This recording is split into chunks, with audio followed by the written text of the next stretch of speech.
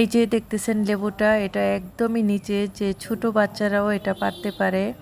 খুবই সুন্দর। আমাদের বাড়ির ভিতরে ফল টলের গাছ সবই আছে মাশাল্লাহ। আমরা নিজে হাতে পেরে খেতে পারি। এটাই হচ্ছে গ্রামের সুবিধা।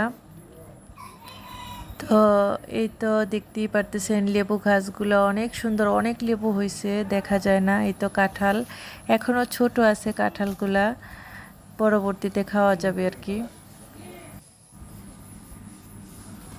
তো তারপর হচ্ছে আমরা দেখতেছি এই যে এটা, এই গেটটা দিয়ে আমরা বাড়ির ভিতরে প্রবেশ করি। বাড়িতে না থাকলে যা হয় আর কি, এই বাড়িতে কোনো মানুষ থাকে না, দুইজন মানুষ থাকে, আমার শ্বশুর আর শাশুড়ি। আমার শাশুড়িটা অসুস্থ, তো তার জন্য বাড়িটা আর কি পরিষ্কার করা হয় না, এই লোকজন দিয়ে মাঝে মধ্যে পরিষ্কার করানো হয়। এই তো দেখতে পারতেছেন এটা হচ্ছে পেয়ারা, এটাও হাতেই ধরা যায় একদম নিচে।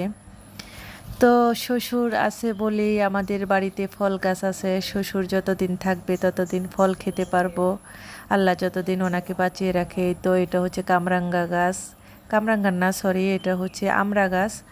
তারপরে তো এটা হচ্ছে বাড়ির ভিতরের দিকে, ওই যে ওটা সাইডে এটা রান্নাঘর, এটা হচ্ছে বাড়ি।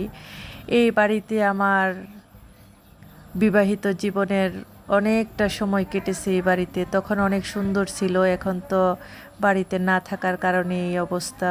বাড়িতে না থাকলে যা হয় আর কি। তো এই তো দেখিয়ে দিলাম আমার গরিবের বাড়ি। এটাই আমার বাড়ি, এটাই আমার সুখের নীড়, শান্তির নীড়, আমার শ্বশুর বাড়ি। এই ঘরে হচ্ছে আমি থাকি, আসলে থাকি, না আসলে এটা বন্ধ থাকে।